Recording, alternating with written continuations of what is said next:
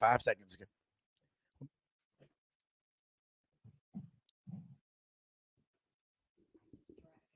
Okay. Yeah, we're just about to start because I want you to talk about that. That'll be fun.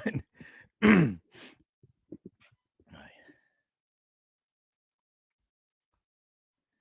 Let's see. How many seconds?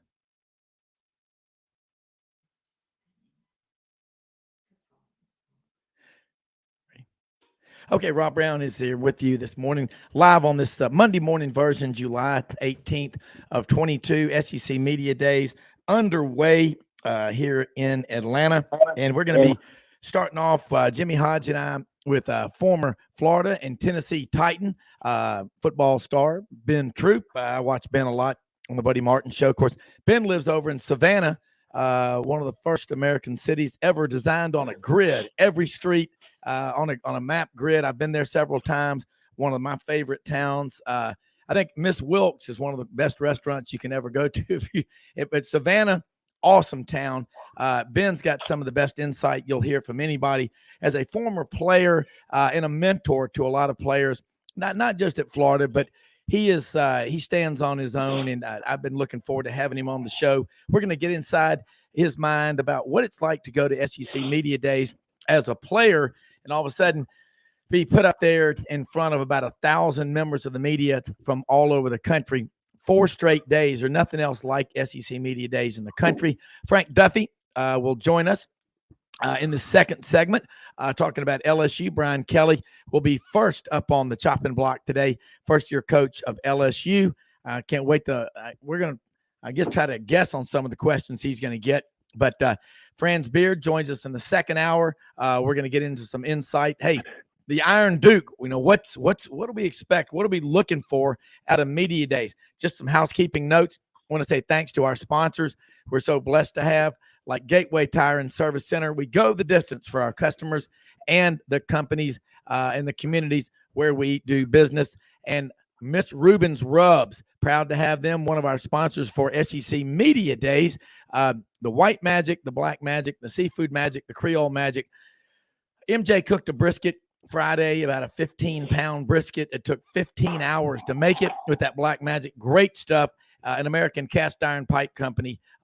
Many thanks to the great folks there in Birmingham. You'll be hearing a lot about them as well over the next 4 days. And look, let's get started right now. We're with you as we are every Monday through Saturday, 8 to 10 a.m. Central, 9 to 11 a.m. east of the Chattahoochee. And if you miss us live, always go to 680thefan.com, the podcast park in Atlanta. And on Saturdays, Fox 98.3 FM in Central Alabama, Birmingham, Montgomery, Lake Martin, and everywhere in between. So let's do it. Let's get the unofficial start of college football season underway. And let's get a throw out to Ben Troup. Ben, first off, thanks for taking time out of your Monday morning to join us. Again, I've watched you a lot on Buddy Martin's show with you and friends, and just the way you interact with Kamara Wilcoxon last week. I love it. I'm not trying to represent you. I'm not trying to get tickets. I just want you to know I've been where you are right now. I've been there before, and I'm here. If you want to talk, I'm here to help you. Man, that says a lot about your character. So let's get started. And I know you can remember probably like it was yesterday going up there with Coach Spurrier to Media Days. What was that like? It was real humbling, and I think sometimes as a player you get so caught up in just the day-to-day of going to class, going to workout, going to doing everything that a student athlete has, and then to get that very, very unique distinction of being asked to be a representation of not just your university but your team, and it really, really is humbling because there is no media training in college. You just don't have time to do it. You have to they go through the roster and say, okay, who can we trust in front of these cameras? Like, who is not going to say anything that's going to be deemed bulletin board material? But it really, really is humbling, and it's only gotten bigger.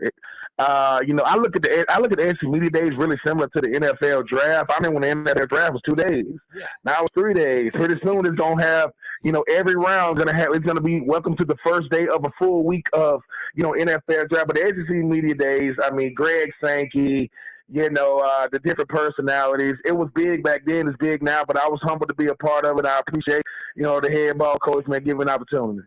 Well, and I just think about that. It started back in 1985. I mean, when I was in school at Auburn, and it was a lot different. It's typically held in Hoover there at the Winfrey, and now it's in Atlanta this year at the Omni and the College Football Hall of Fame. But the interest, Ben, you grew up and you came to Florida in what, 99, 2000? Was that when you came to Florida? Yeah, 2000. Yeah, I got there in 2000, my freshman year, yes. Okay. And where did you play your high school football? Played my high school football in Butler High School in Augusta, Georgia. I mean, once everybody realized when I got to college that I'm from Swainsboro, Georgia, but I grew up in Augusta. People asking me for master's tickets, and I'm like, bro, if I could get you master's tickets, I'm not here on a athletic scholarship. I'm doing something else in my life right now. But at the same time, I just can appreciate the fact that with all the different things that have happened to me in my life, Steve Spurrier had enough wherewithal to come to my home in Augusta, Georgia. He didn't know me from a can of paint. I did not play receiver. I'm not a big-time quarterback, but to know that he wanted me to be a part of this, a freight train, know this Florida football, man, I'm always deeply indebted to that, man. I mean, I bet that was a lot of fun because he, I got to see him and meet him at the Nick Saban Legacy Award dinner. It was really cool. The family of the late Grambling coach, one of my favorites. I used to get up on Sunday mornings and watch the Eddie Robinson show in Memphis. It was on TV, and his family was there. His children and grandchildren received the award, and Coach Spurrier was there, and Steve Melnick was there, and Chris Doring, Shane Matthews, and Coach Spurrier.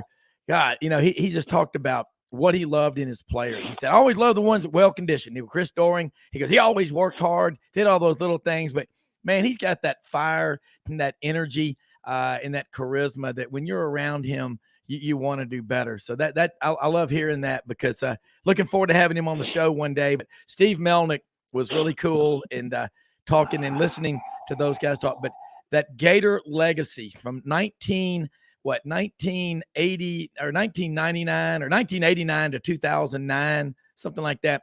That 20-year period, Florida won more football games than any other program in America, like 6 or 7 SEC championships, multiple national championships. And you're a part of something really special. And you know what? I like Billy Napier. You know what Buddy Martin says, don't fall in love on the first date, but a coach when you're around him. You've played for several. Let's talk about Billy Napier, and I want Jimmy to jump in here after that question. Well, Billy Napier seems to be a guy that he wants to put all his effort into his players, into his coaching staff, into the infrastructure, into his structure. I mean, I don't know. Every time I'm talking to a current player, I don't even know what they own now. They got identity, they got leadership, they got purpose. I think the thing about a guy like Billy Napier is he don't want you to respect him just because of his position. He's going to earn your trust. He's going to earn, those leadership qualities that every single coach seems to have. I know Buddy's only saying don't fall in love with him yet because Buddy gets the one-on-one sit down with every single coach that comes through Florida. I don't think Billy Napier got the memo yet, but I think that with a guy like Billy Napier following him, covering him at Louisiana, the way he left Louisiana, that's a stand-up individual. He could have got the head coaching job in Florida in both. Nope, I want to go back. I want to coach in the Sun Belt because I promise these kids I'm going to finish what I started. Does that mean that he's going to be successful in Florida? No. Does that mean he's going to have that instant success like a guy like Dan Mullen did? No. But does that mean he's up for the challenge? Absolutely. And I think the thing is, when I'm talking to Anthony Richardson, when I'm talking to Javon Dexter, when I'm talking to, Whittemore and Justin Short, all these guys say the same thing. They say he's the only head coach that if I call him or text him, he will call or text me back. That is unheard of with his schedule and the demands on him to know that he's willing to be that type of transparent coach.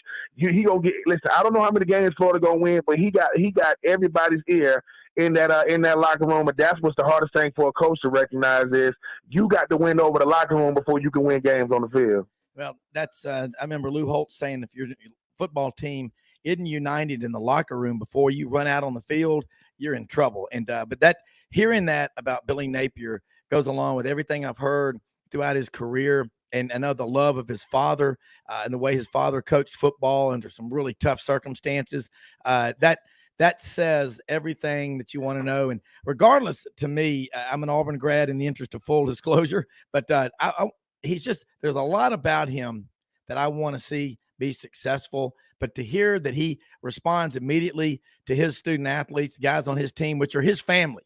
He's a surrogate father to these kids because they're away from home and he's got a big staff. But to hear that, that is refreshing to hear in this me era where a lot of people, they don't think about anybody but themselves. And but hearing that, recruits hearing that today on this show, that does nothing but help Florida. So, Jimmy, jump in here. Yeah, Ben, the current Florida players, all they know about Coach Napier is what they've experienced during spring practice and the interactions they've had from the time he got the job until, they actually got on the field in the spring. And I'm curious, are they aware that he is part of the Nick Saban coaching tree and that a lot of the things that he's instituting are part of a process that's been very, very successful? And I wanted to extend that to the unique fraternity of former players that you're a part of, and influential alumni, and just enthusiastic fans that you encounter. Do you sense this excitement because of what he did at Louisiana, and the fact that he's a tenacious recruiter, that bright days are ahead for the Gators? I would think so. I really, really would think so. I think the thing about a guy like Coach Napier is he understands that while certain guys are going to know of who he is, and that's a benefit of social media. Everything is clickbait. You can just go click and see what he's done.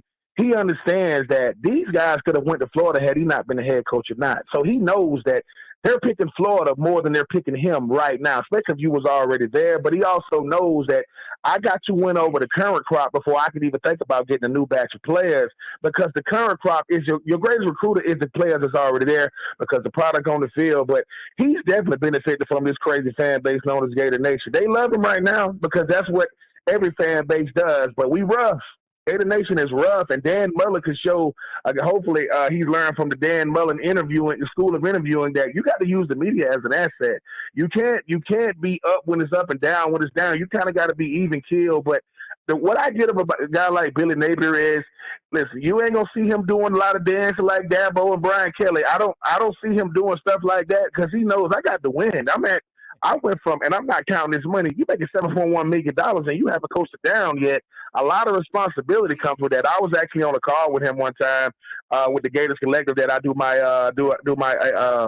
podcast through, and he was on there, talking to potential, alumni that's trying to help with Gators Collective, and he got this stone cold poker face. Like, he's dead serious in what he's doing because he understands the University of Florida is a legacy builder. I mean, I love what Urban Meyer did when at Ohio State and then, at different schools at Utah. But when you win in Florida, man, I mean, you one of the best coaches in the country. You're one of the most highly recognized coaches in the country. But he wants to win, but he wants to do it the right way. He understands that recruiting is the lifeblood of every college and university, and what he did in this recent recruiting class.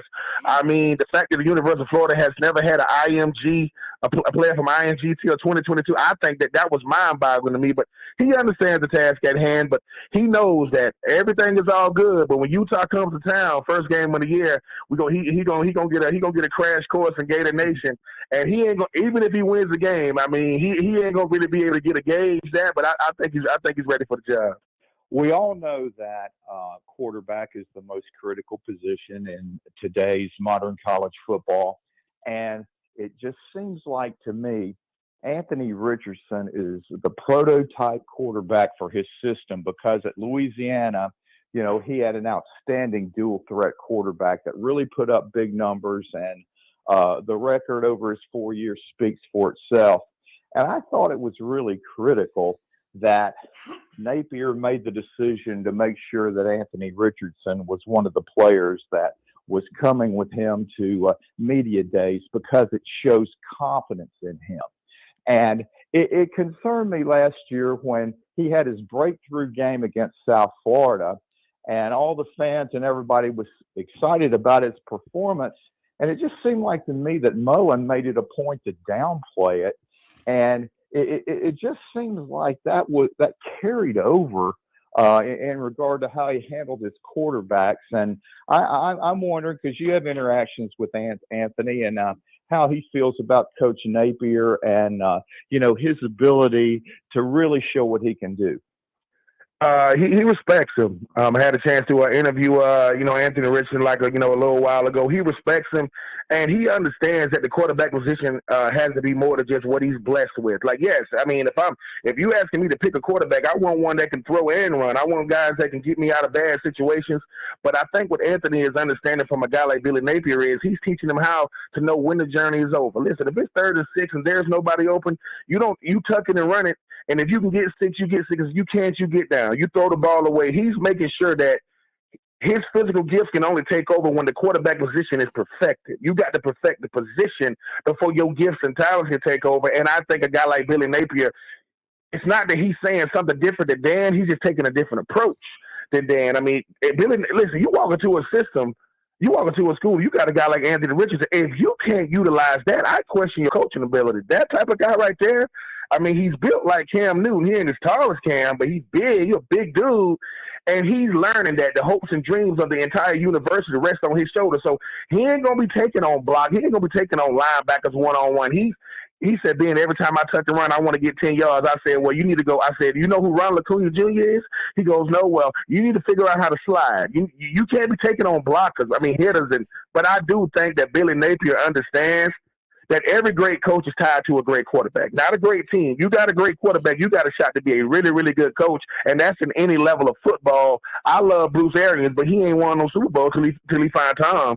So I don't know if it was Bruce Arians or Tom. I just know they tied to the hip. So I think with a guy like Billy Napier, he understands. He's helping Anthony Richardson know if you can do the mundane things of football, if you could just go through your reads, if you could just, get off the field on 3rd down, or just understand that you can't be Superman on every play, I think Anthony Richardson can be as good as he want to be. Yeah, and I know Buddy thinks a lot of him. And it's interesting you talk about, and Jimmy, that's a good one about, Anthony Richardson in the South Florida game. As great as he was, Dan Mullen tried to downplay it. You go back to Cam Newton, you mentioned him.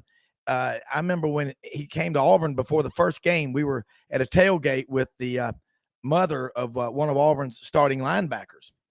And she said, that big kid that they brought in, he's like 6'6", and her son, I'm not going to name him, but he was one of Auburn's starting linebackers, said, you can't tackle him. But we rarely go live with him. So we don't know, and the coaches really didn't know what he could do. And I think it was about the South Carolina game when Cam broke out. And it's funny, I got a friend of mine, he was a manager on the team, and he would take Cam with him every Monday night over to the fraternity house for dinner. And after the South Carolina game, Cam's life changed to where every minute of every day when he woke up was scripted with some out of network, CBS, ESPN, whatever. They wanted a piece of him. So that's a big part of it. I wanted to ask you about, Ben, because you walked away, like Buddy says, you walked away after 5 years as a hell of a player in the NFL on your terms. You did it, Frank Sinatra. I did it my way. And I respect the hell out of that. And, I've got a brother-in-law that played college football for Virginia Tech. And people don't understand the beating, the physical toll, and the mental toll it takes on your body. So taking care of yourself is number one, isn't it, to a long career, not just in college, but the pros. You've got to do all the rehab. You got to do a lot of it on your own. You can't rely just on the coach, can you?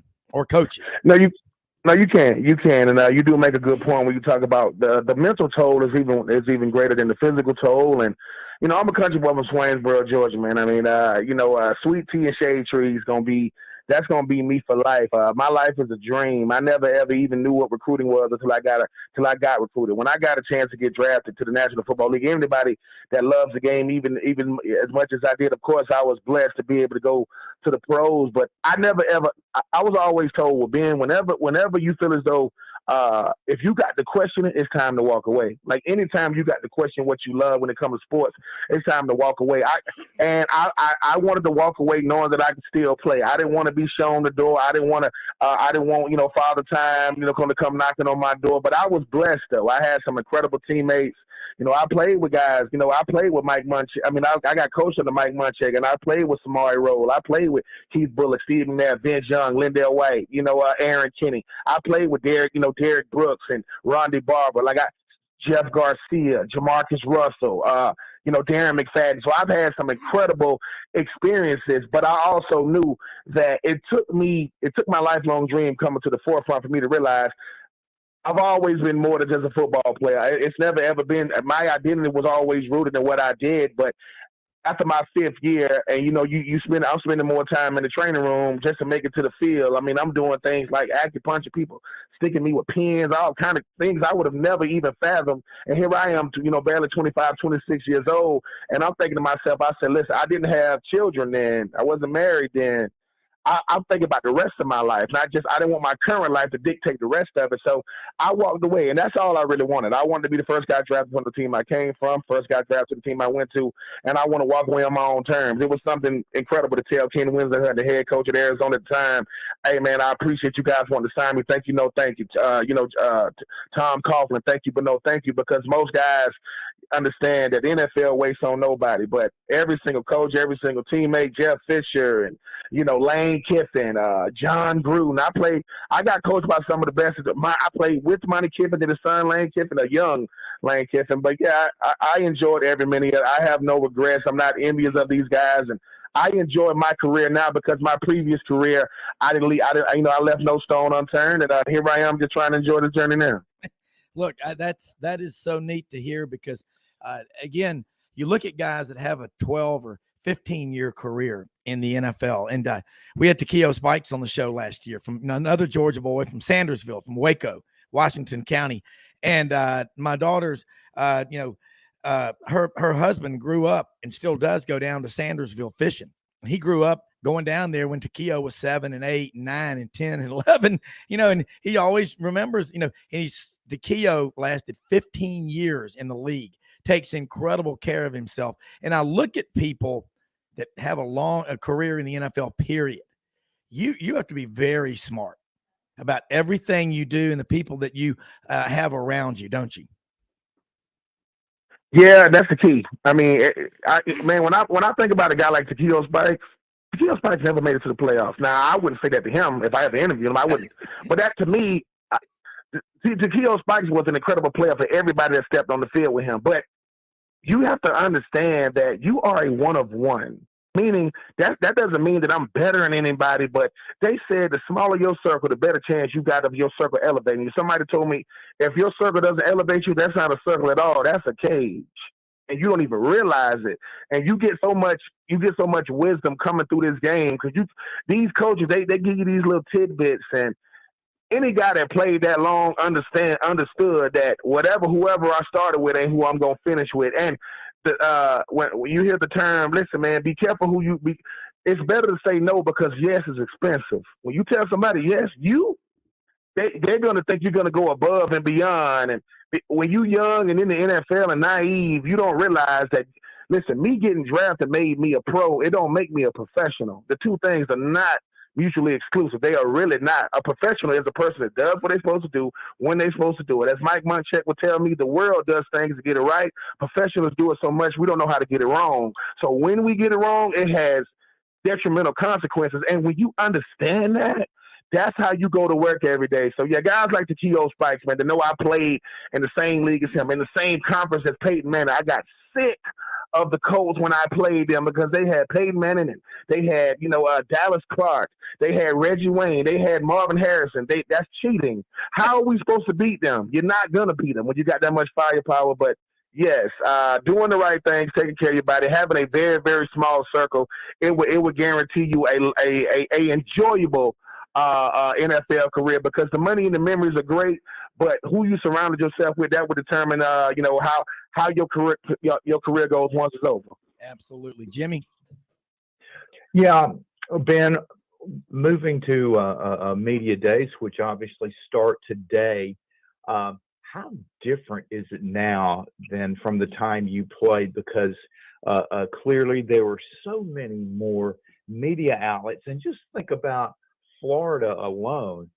There must be 7 to 8 different websites that focus just on the Gators, not to mention the local TV and the TV affiliates throughout Florida, all the radio affiliates, and there's just so much focus on everything these players do, and they're almost like, although obviously you got Florida State, Florida, you got a number of Division I schools now, but the Gators are that school though that's in the SEC, and the focus on those guys. How do you think they, the players that are going to be there to address the media are, going to handle this? I'm sure you have coaches, and you've said this, but I'm sure after a big win, Coach Spurrier would say to, the team, hey, make sure you praise your teammates, you praise the other team.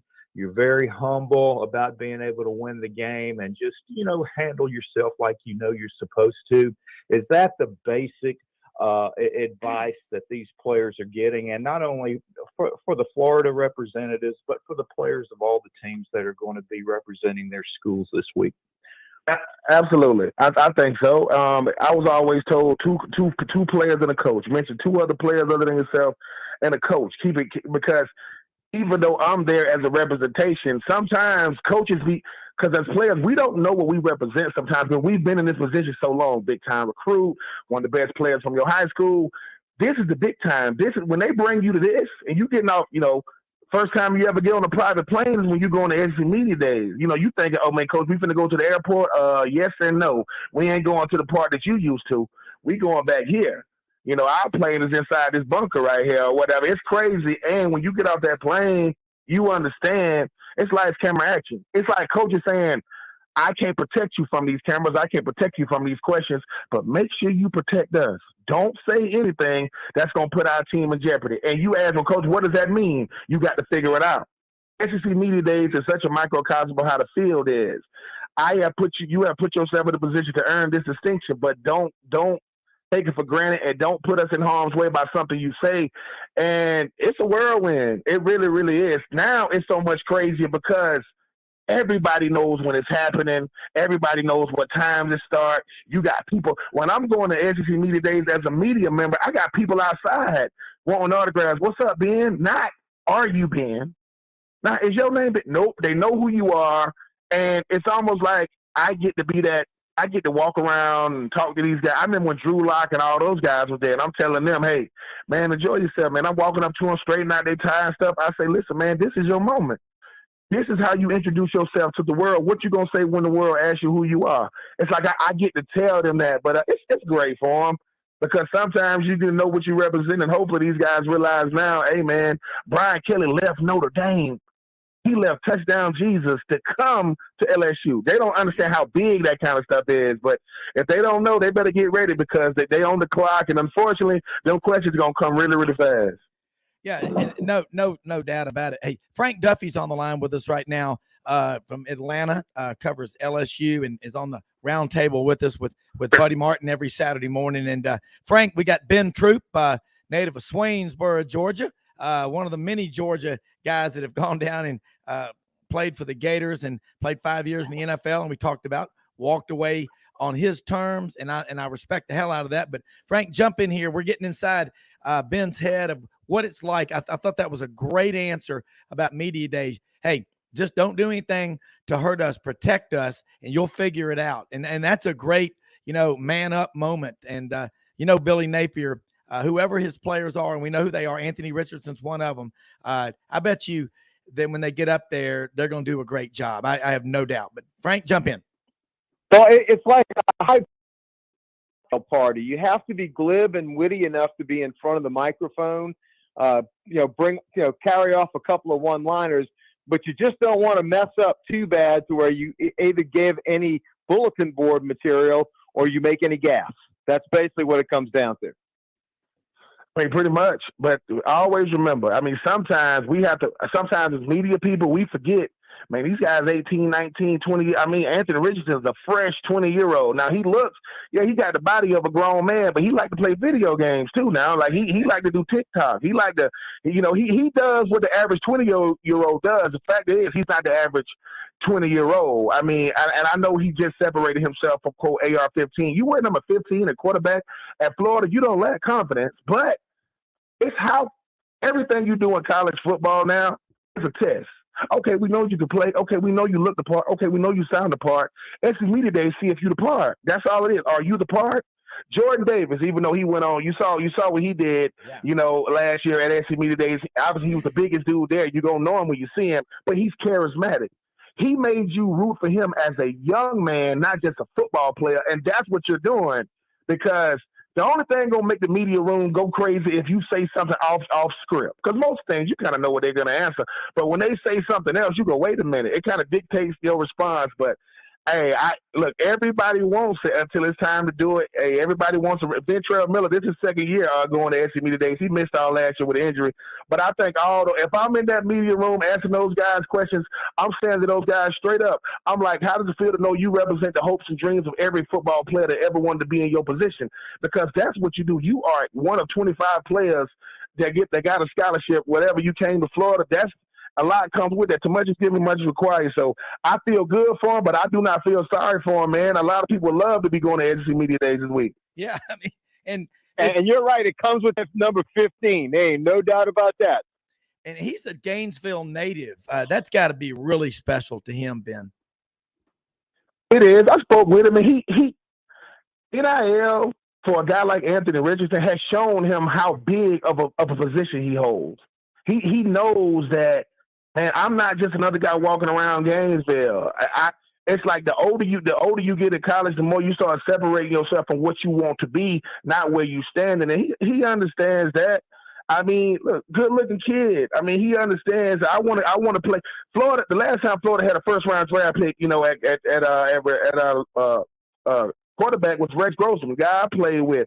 It's been that long since, even though Kyle Trask had an incredible year. I think Anthony Richardson wants to change the dynamic at the University of Florida and say, hey, man, we're not a one-trick pony. We can go out here and not just be great college players. They can be great pro players, but he has to go out there and prove it. It starts with the day, because he's going to realize if he never knew what clickbait was before, he's going to realize it after he leave Atlanta.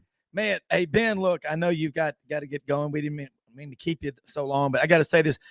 I'm going to send you a box, a 4-pack of Miss Rubin's Rubs. That's one of our sponsors, Jay Evers and Robert Landers down in Birmingham. It's been around since 1935, the old penny profit market.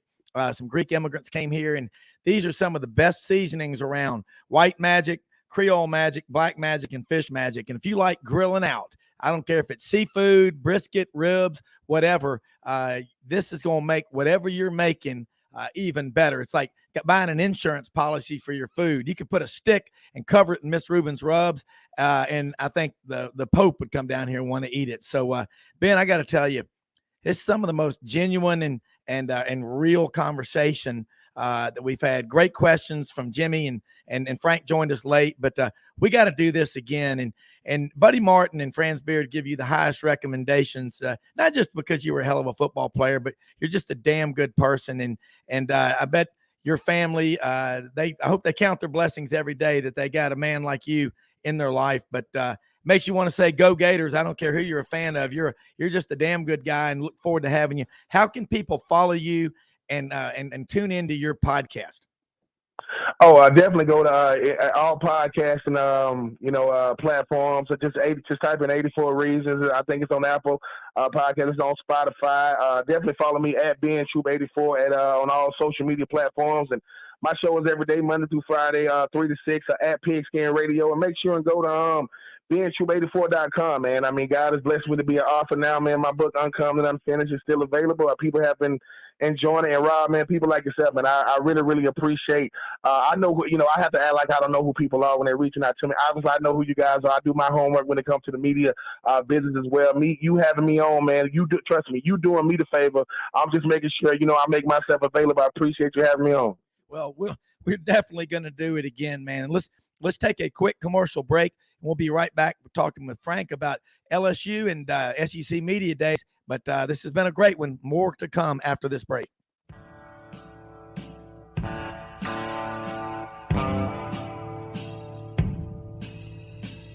Kitchens and bathrooms make a home, and the design teams at Kitchens Unlimited know how to make kitchens and baths. They know it all because they have seen it all. Kitchens Unlimited has been designing and remodeling the Mid-South's kitchens and baths for over 50 years. Check out their showroom at 3550 Summer Avenue or visit them on the web at kitchensunlimited.net. If you have a crash, dent or ding, go to G.E. Patterson and BB for Tom Martin's Body Shop. Come on down to Hewlett & Dunn Boot and Clothing Company, located on Historical Square in Collierville, Tennessee. Hewlett & Dunn is the second largest Filson dealer in the Southeast, stocked with Southern brands you know and trust. And a new inventory arriving all the time. Do yourself or someone you know and love a favor and visit this store. Open Monday through Saturday, 10 a.m. to 5 p.m. Red River Ford and Toyota, located in Wynne, Arkansas. If you're in the market for a new or used car, truck, or SUV, call, go online, or drop by and see them. Located 45 minutes from Memphis, go off the Forest City exit on I-40 and go north about 15 minutes on Highway 1. Easy to work with and still believe in customer service. If you live out of town, they will deliver your vehicle to you. RedRiverFordToyota.com. Just see what they can do. As an agricultural producer, no matter where you farm, minimum tillage is a primary concern each and every season. At House Industries in Cherry Valley, Arkansas, we manufacture equipment to help you maximize efficiency when planting and watering a crop. Pieces like the pulverizer, bedder roller, 3-bar do-all, and bed conditioner assist you in optimizing seedbed preparation and ultimately your bottom line. Visit HouseIndustriesInc.com to locate the dealer nearest you. House Industries, breaking ground. Sidelines with Rob Brown. Talk sporty to me.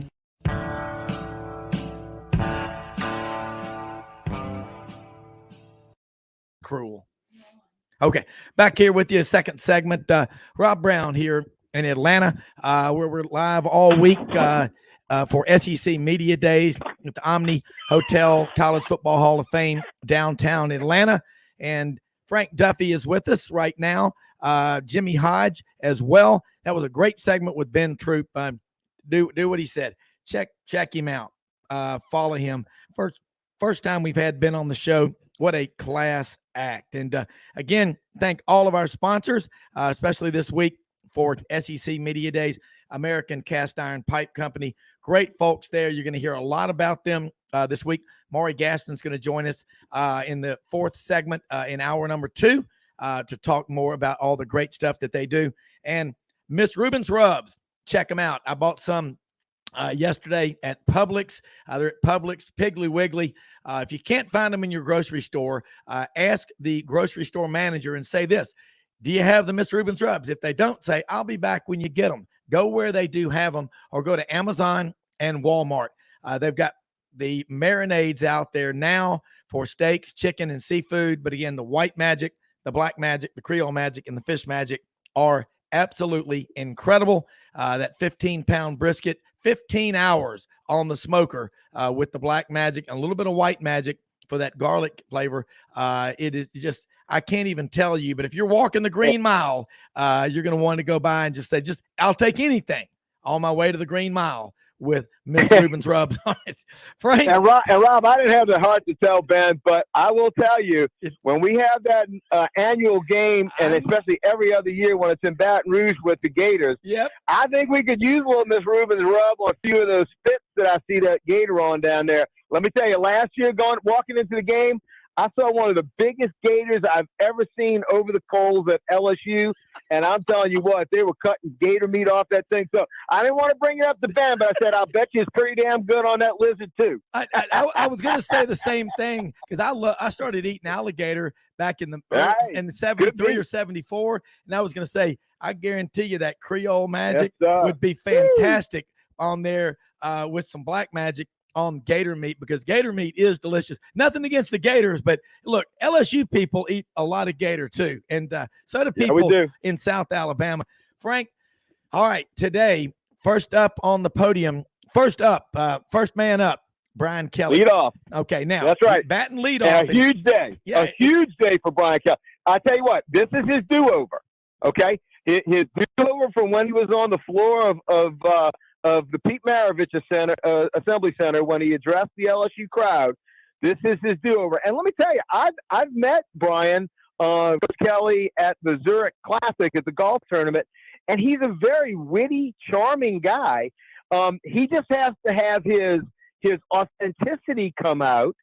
And I would tell him, yes, you're speaking to the mass media, but you really need to be speaking to the LSU nation. And look, LSU, all we want is a guy that's genuine. All we want is a guy that's real. And I think after his initial, to use my French, faux pas, I think he has settled in very nicely. He had a great week of recruiting last week. He's starting to feel at home from what I'm hearing from my sources in Baton Rouge.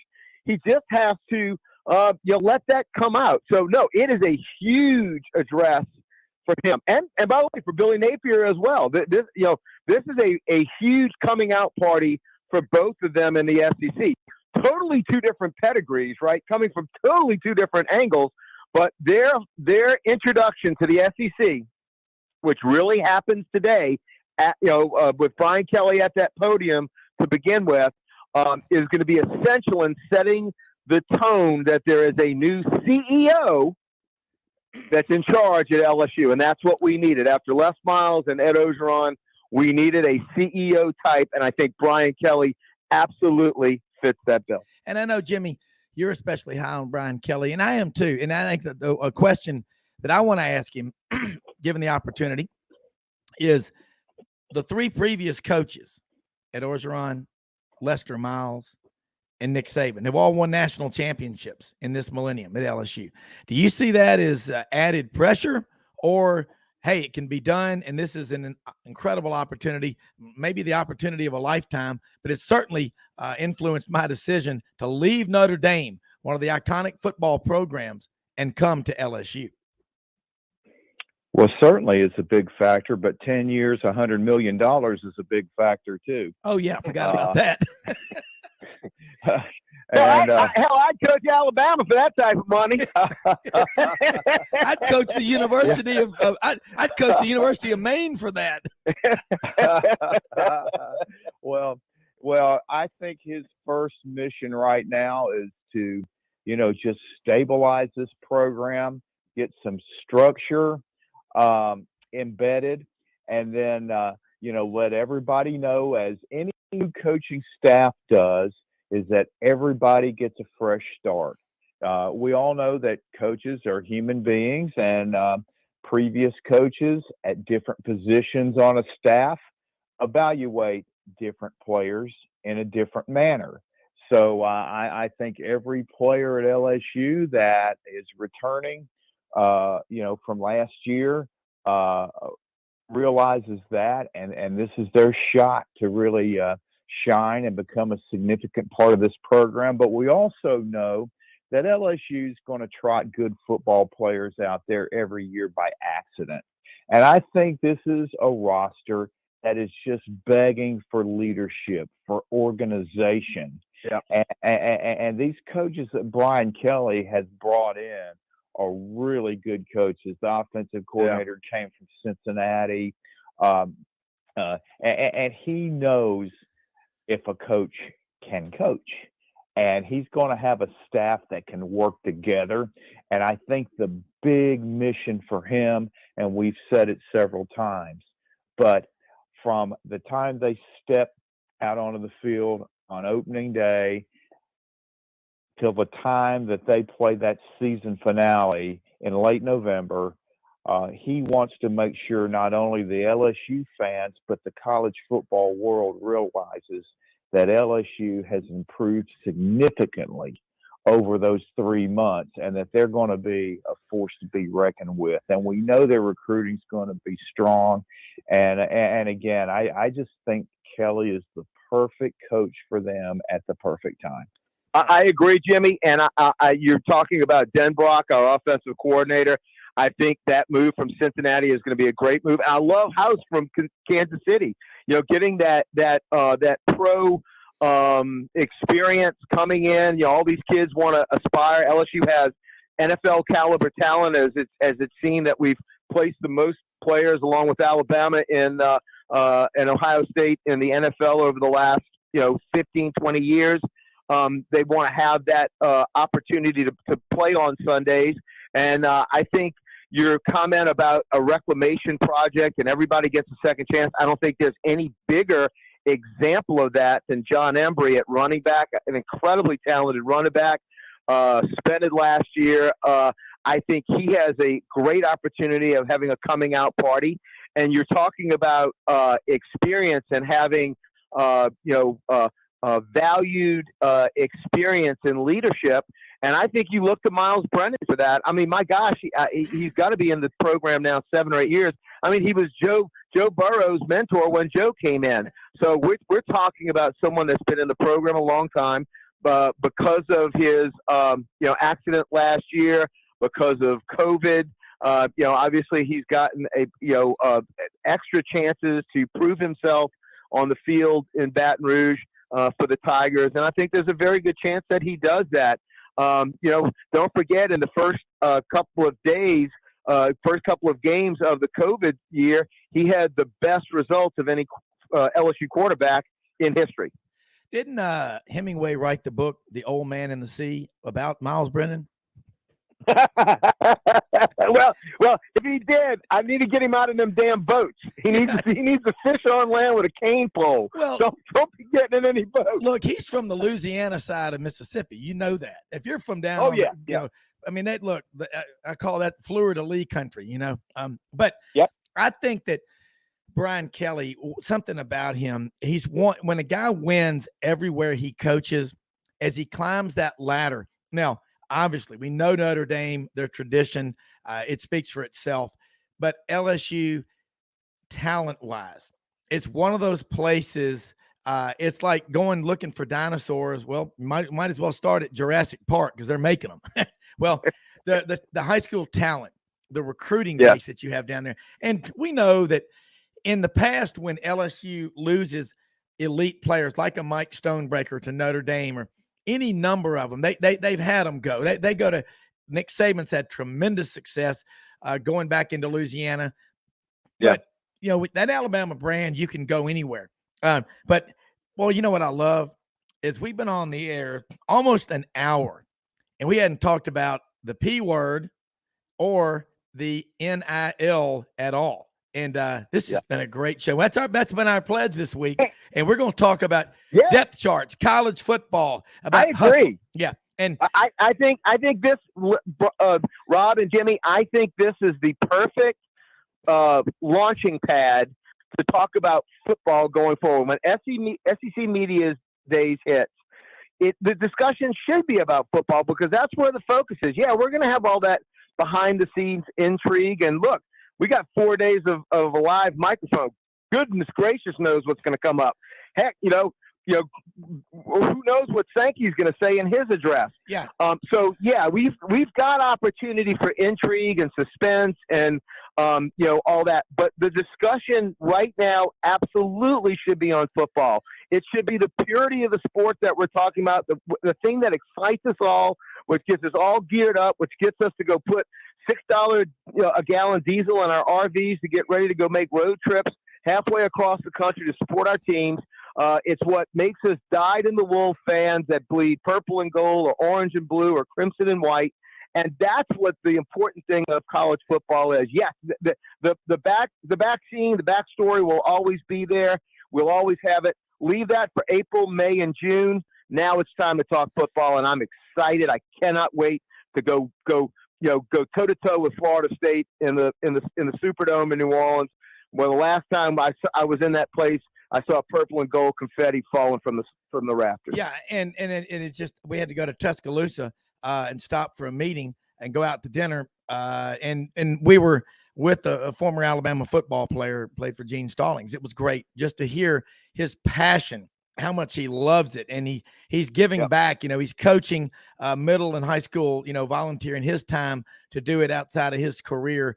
But he just talked about, just the passion of, hey, let's focus on football and depth charts and everything like that. And that media days, I'm looking forward to going upstairs here at 11:30 Eastern to hear Greg Sankey, give that keynote address that he will give for the Southeastern Conference. Jimmy, what are some questions that we should be asking of Commissioner Sankey, given the likelihood that he asks us, hey, let's go over here to that guy, and but about this league, we know about all the talk about expansion, but how many teams is enough, and how many would be too many that would give up your identity, your geographical identity that makes you the Southeastern Conference? Well, he's not going to give you a straight answer about that. I mean, because nobody knows. I mean, he made that a statement, I think, last week that we're going to stick at 16. And when it became apparent that Notre Dame was not going to rush a decision on this, whether they would be interested in joining the Big Ten or staying independent, and the only other logical choice for them is the SEC, just because, along with the Big Ten, from a financial standpoint, they're just in a different planet from everybody else. So I think he's really going to try to deflect all of that stuff, because this gathering is not about that. It's about the teams in this conference and the upcoming season, and the optimism that every town and city that has a university in this league feels right now, and to just let the head coaches and the players they have chosen to come along with them give their thoughts about how things are going, and then just get the ball rolling toward the 2022 season. Yeah. He's delivering the story on Christmas Eve. He's grandpa sitting down in a comfortable leather chair, and he's got his reading glasses on, and he picks up the book. That's what this is. This is Christmas Eve for SEC fans right now. And that's what that address is going to be. The health of our conference and how that health is very good. There is not a better package in college football than what happens in a season in the SEC. Yeah, and I that's what I want to see. And I'm really looking forward to, again, there'll be 1,000+ members of the media from all over the country. Every school will have its group, its entourage, plus all the national writers, your Tony Barnharts and Mark Slayballs and Dennis Dodds, just so many people here looking for the stories. And there are going to be a lot of stories that come out of here. But man, we're talking 2 weeks from today. That's August 1st. We're going to be, putting on the, practice uniforms. I mean, not full pads on day one, but that's what is getting us going. And you can just feel it, man. It's sort of like the leaves, turning colors in the fall, that golden, crisp air in the morning when you get up. By God, you can feel. Now, granted, I looked at the 10-day forecast for Memphis, and it's like 102, 103. Some guy said, hey, man, for the big guys out here like me, just go ahead and shoot me. I can't take it anymore. Push me in front of a truck. I was visiting my daughter the past couple of days in Baton Rouge, and I drove back here to Atlanta yesterday. Yeah. And when I woke up yesterday morning, it felt like summer workout practice. And I literally said a little novena for all my LSU Tigers that are going to be having a practice out there on the Ponderosa right next to the Charlie McClendon football facility. Man, I'm telling you what, there's no breeze that makes it past that levee right off of River Road, man. Yeah, it is a corker down there, brother. Yeah, I mean, it's a rite of passage. And but, and actually here in Atlanta, it's to me, coming from Memphis, it's 102, 103, and parking and in the area in the Delta there, we really haven't had a decent rain since June 6th. So, but I always remember, I don't care what the sport was that you played as a kid, if you were having practice, the clouds would form a rectangle, and it didn't. You'd say it's raining, coach. It ain't raining here, boy. Get back out there and do it again. Jimmy, you know what that feeling's like. It's brutal. Oh, yeah. Anywhere in the South, I mean, it's absolutely brutal. And golly, in my high school days, my high school coach played on Tennessee's last single wing team with Bowden Wyatt. He played with guys like Keith DeLong. We had these long sleeve cotton jerseys. You can forget mesh. Gatorade? Are you kidding? We didn't get anything. That was for wimps. No moisture wicking gear. Choose some salt tablets, boy. And they gave us salt tablets with no water, and that just basically would kill people. The fact that we survived that is just a miracle to begin with. And remember when they would cut the damn grass on the practice fields, or when you were doing your running your sprints? I'm like, can't y'all wait to cut that a little bit later? That Louisiana heat would come off that cut grass. Oh my God. Yeah. Like sticking your head in an oven. How long does this cake have to go? Oh golly. Hey, well, like I said, my coach, I mean, I think he, must have, had a relative that was, part of the Junction Boy crew, because I mean, and this is high school football. What was so bad is that school didn't start nearly as early as it did now, like mid-August. Man, I would have done anything for that to be the case. It didn't start till Labor Day, and we did 3-a-days, and we scrimmaged on Saturdays. It was not enjoyable. They imported rocks from the quarry to put it on the practice field. Those practices reminded you a lot. Remember the movie with Steve McQueen, Papillon? He was in that.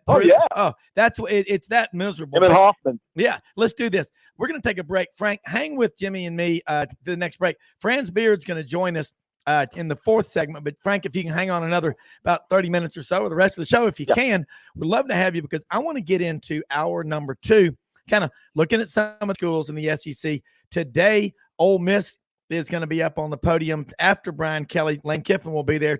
And then Eli Drinkwitz, Yancey Porter will be checking in with us tomorrow to kind of make something, make sense out of what kind of, draw some conclusions and what the takeaway is from Lane Kiffin. But we're going to get into that in hour number 2. Again, want to say special thanks to our sponsors who got us over here to SEC Media Days this week. Miss Rubin's Rubs. You can get them at Piggly Wiggly, Publix, your favorite grocer. Ask the manager, do y'all have Miss Rubin's Rubs? If they don't, say, look, I'll be back shopping here when you get them. Until then, you can get them again, Publix and Piggly Wiggly, or Amazon and Walmart, or just go to missrubens.com on the website. Since 1935, White Magic, Creole Magic, Black Magic, and Fish Magic. And again, special thanks to the great folks at American Cast Iron Pipe Company in the Steel City, Birmingham, Alabama. Proud to be associated with them. You're going to hear a lot more about them every day. And in the final segment of this morning show, Maury Gaston will join us to talk about the great work they're doing. We're going to be right back with more after this.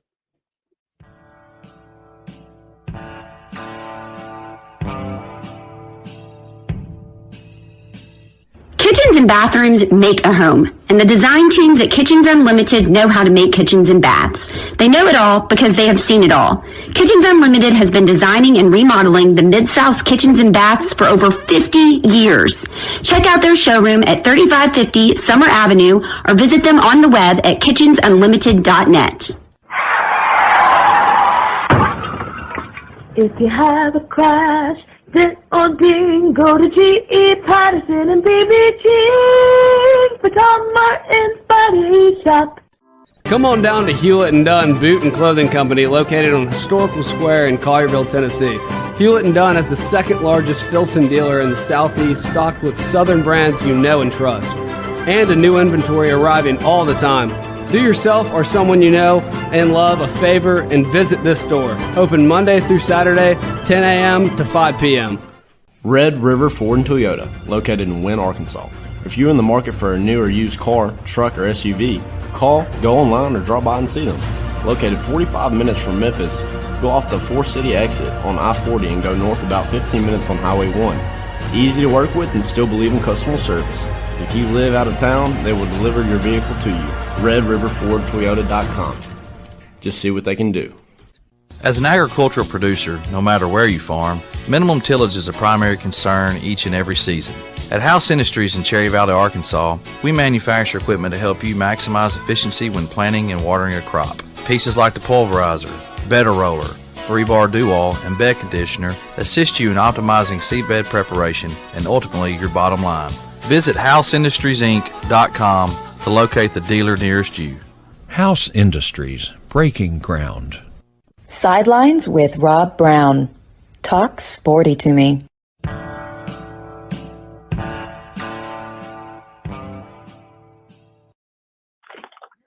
Okay, Rob Brown back here with you. Hour number 2 on this Monday morning, July 18th, the unofficial start of the college football season. X's and O's, depth charts, player toughness, workouts. All right, Frank, Jimmy, everybody listening, what's the over and under on the number of times each coach, when he gets up to the podium, uses the word excited? I'm excited to be here at Media Days. I'm excited about the way the workouts went this summer. I'm excited about the way the strength and conditioning program is going. I'm excited about this freshman class coming. I'm excited about our leadership. I'm excited, guys, to be here. Are y'all excited?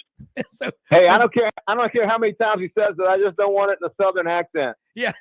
Well, and but it's every coach. You know, you think about that. And one of the things, guys, it's just the spectacle of Media Days. And the Herb Vincent and the great folks in the Southeastern Conference office, Chuck Dunlap and all, I don't think people appreciate, and these guys need to be given a round of applause for the background work of making this happen. I think they have fewer than 50 people on the whole staff of the Southeastern Conference headquarters there in Birmingham, in downtown Birmingham, right by the Alabama Sports Hall of Fame, Protective Life Stadium. It's just an incredible thing to witness after going to SEC Media Days last year and seeing it again. It is the Woodstock, Lollapalooza of sports media events. So, guys, let's go. Frank, it's the annual family reunion photo. Yeah, is what it is. It's every year the family, all the cousins get together, and again, like family, we'll defend each other. We'll scrap with other people outside the family, but inside the family, you've got your unique, your unique characters, and the different fan bases and the different schools and organizations have their own personas. The old thing, stereotypes are a reason because there's a grain of truth in them.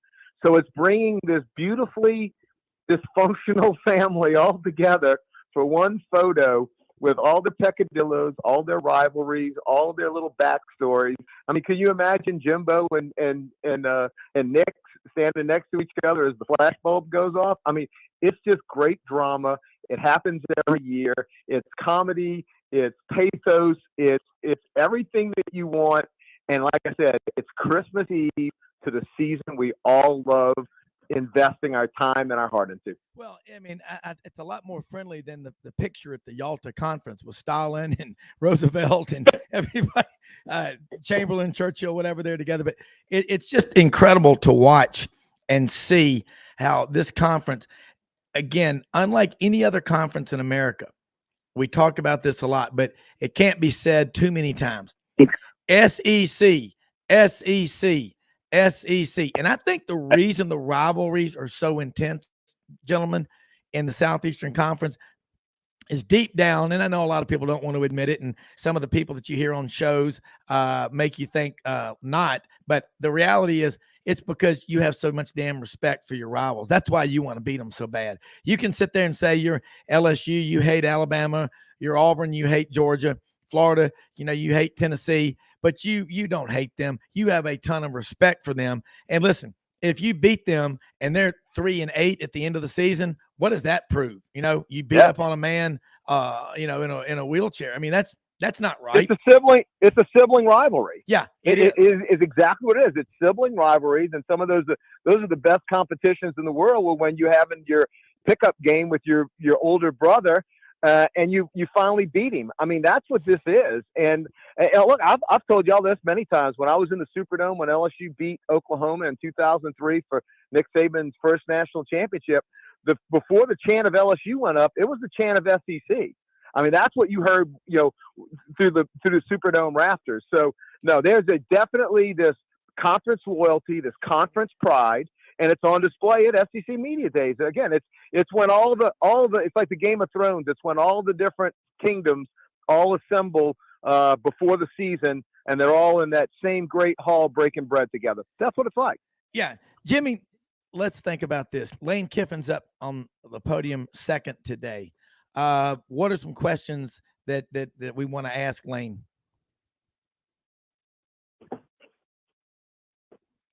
Well, I don't know. Did Jimmy drop? Yeah, I don't know. Hopefully Jimmy's going to be back with us. But I got a question for Lane. How in the hell are you going to follow up a 10-win season in Oxford? What are you How are you planning on replenishing the talent that you lost to keep the momentum going? Because I'm telling you what, that was an incredible season in Oxford. It was unprecedented. What are you going to do? What are your steps to keep that momentum going? Yeah, and Jimmy, the question is, you're talking to Lane Kiffin. You're asking him questions today.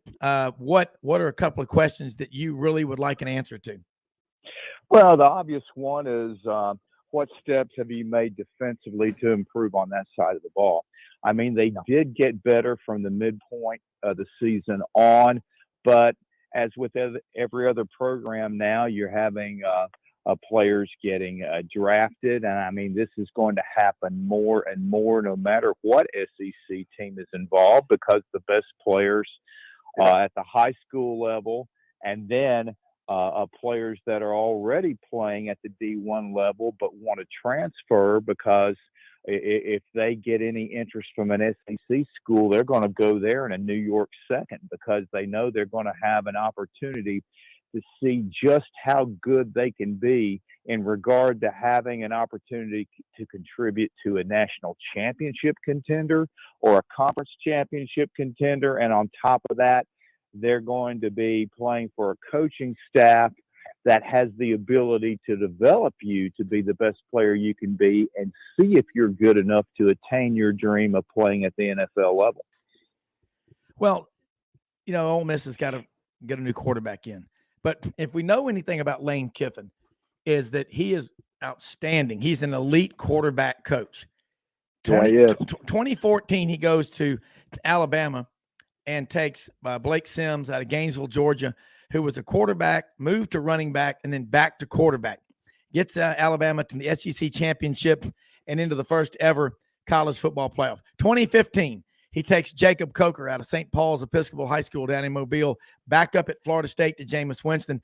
Coker comes in, leads them to the national championship over Clemson in 2015. 2016, he takes a young freshman who came in the spring out of Channelview, Texas, outside of Houston, Jalen Hurts, and gets them to the national championship. And albeit for a lot of people think a funny play, Hunter Renfrow, though, makes that catch with 2 seconds left. Clemson wins it. But 3 straight years, they go play for, they win the SEC championship. Why does anyone think Lane Kiffin isn't going to have a quarterback ready for game 1 this season? Anybody want to take a stab at that? Because I think he will. I just think the guy, everywhere he goes, he gets the job done with the quarterback. Well, that's why they're not going to ask him about the offense. And, right. I don't want to sound like an idiot, but maybe I did.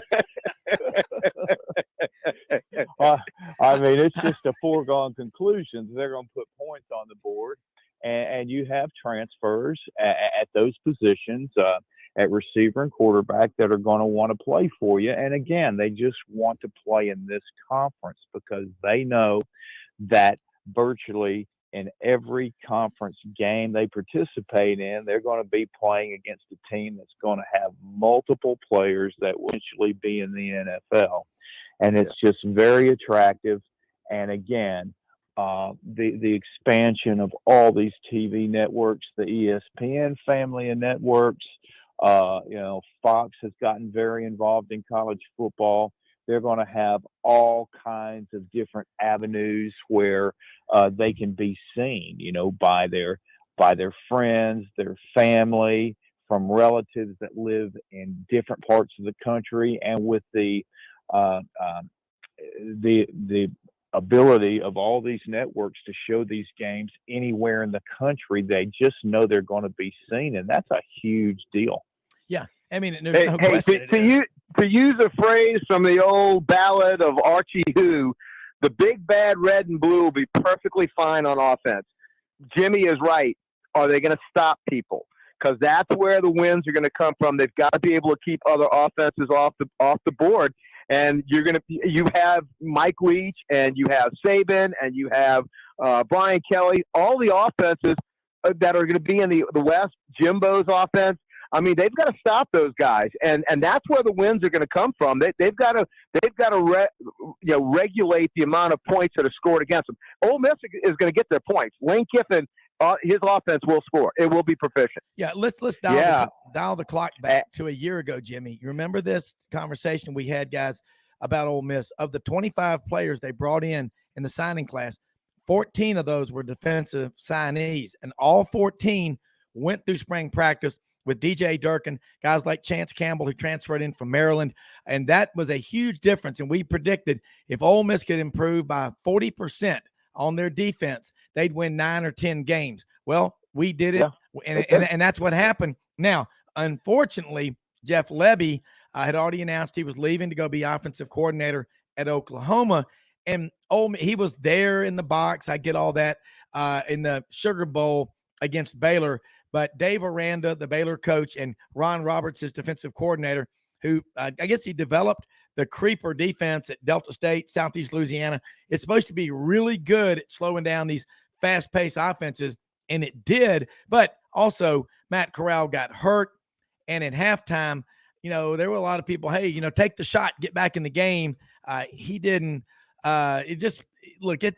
It's a tough call. Altmaier had to come in there. Look, give Baylor credit. Baylor they're just a damn good football team. Dave Aranda knows how to put a defense together. But, guys, on the defensive front seven, that's where Ole Miss better be improved if they want to win 10 or more games a year. They had the best regular season in school history last year, winning 10 games. And they've never won 11 games in a season, and they were really close.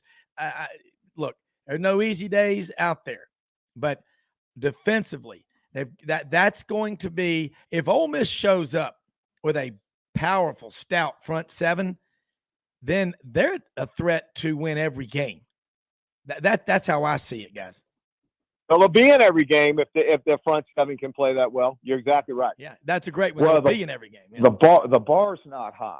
I mean, if you can just hold an opposing offense to the mid-20s or the upper 20s, your chances of winning games is going to be in the 80% range. Yep.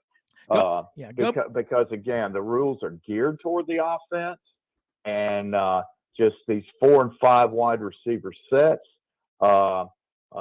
include receivers that can all run 4-5 and faster for the most part, and it's really just hard to find 5 DBs on any roster that can even keep up with the speed of those receivers, much less cover them efficiently. Yeah, well, tell me about it. LSU had to bring them in on the portal this year. Yeah, 4 DBs. Think about something that's really interesting about Alabama. Go back 5 or 6 years ago. Alabama's now scoring on average 14 points more per game than they were 5 or 6 years ago. You look at the 2019 Alabama football season. By Alabama standards, a 2-loss season was not, it was terrible. But the only 2 teams that beat them were LSU in Tuscaloosa and Auburn in Auburn. They scored more than 45 points. And Alabama in 2019, remember, I believe that's the year Dylan Moses, the linebacker out of Baton Rouge, Louisiana, starting middle linebacker for Alabama, who called in all the signals, was out injured. So if you're going to beat Alabama, a lot of things have to happen. Do you have to play a perfect game? No. And guys always get hurt. There's always injuries and all. But Alabama and Nick Saban, like all great coaches, they're going to improvise, adapt, and overcome and push through and execute. The offense has changed. The defense has changed. And I'll tell you, it's not a bold prediction that I'm going to make. But as much as we think offense and 4 and 5 wide out sets and empty set backfields are going to rule and be the order of the day in college football, sure enough, in 5 or 10 years, we're going to change back to ground and pound, because that will be what people aren't used to, and you're going to catch people off guard. You know, when I don't see it. Well, I just don't. I'm not saying ground and pound, but something more basic, because when Gus Malzahn came to Arkansas in 06 and he put in that hurry up, no huddle, he did it, and it was the rage there for a while. But ultimately, if you go back and look at the teams that run all that hurry up, no huddle stuff, and they're not developing the offensive linemen, and after about 2 or 3 years, they're going to figure you out. And if you can't line up and on 4th and 1, get the first down, you're in trouble. And that's what happened with Auburn, and it'll happen to any team if you don't have. It still gets down to blocking and tackling and special teams, and that's what my real point at the root of all of this is. We think that we're smarter than everyone that's come before us, and that's not true. We tell ourselves that. I'm not saying we do, but a lot of people in the media, well, we got it all figured out. It's all about the offense and whatever like that. Well, you know, remember, we had fast-paced offenses in 1947 when Johnny Vaught, a TCU grad, came to Ole Miss, and from 47 to 72, 73, he had a powerful offense. But at the root of all that, he had great quarterbacks. So really, like Ben Troup said, if you got a great quarterback, you can win every game. If you don't have a great quarterback, that's like trying to get around on an electric car. You better hope that the power grid's not out where you spend the night. Well, and to speak to your point, Rob, look at what happened in the NFL back in the early 2000s.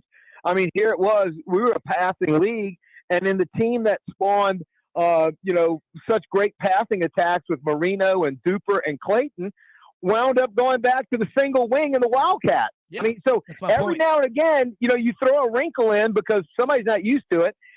Both of these, leagues, the NFL and college football, is a copycat league. So if somebody was crazy enough to go back to the veer or to the triple option, on a big, big 5-school, basis, and it had success, you'd have people copying it and following it. But I think the problem is, the tale of LSU in 2019 is kind of like the greyhound, catching the mechanical rabbit at the race course when he's training. You had LSU, probably the most biggest 3 yards in a cloud of dust team in the SEC that there's ever been. And then Joe Brady comes in, and, one summer of Joe Burrow and Jamar Chase and, Terrence Marshall and, 10,000 balls in practice. And then, the comment was, what running game? What running game? So that's the problem. I think Jimmy is right. I don't know if you ever put this genie back in the bottle from what LSU did, how Nick Saban changed his philosophy, which, again, was incredible that he changed philosophies, the most winningest coach in college football history. But, when you make those changes, it is hard to put the genie back in the bottle. But to your point, if somebody comes up with a wrinkle, you can bet other people are going to see that success and they're going to try and follow it. They will. Yeah. It's happened in the past. Yeah. Well, with dual threat quarterbacks, I mean, your quarterback can be a big portion of your running game. Sure. One pass option. And I mean, you're talking about quarterback draws where you take a 2 or 3 step drop. You just look for a hole and run to it. And then if you escape the rush and you get outside of containment, you've got all kinds of green grass there, which you can make a big play on. But yeah, you're obviously always going to have to need the ability to make 3rd and 4th and 1. And again,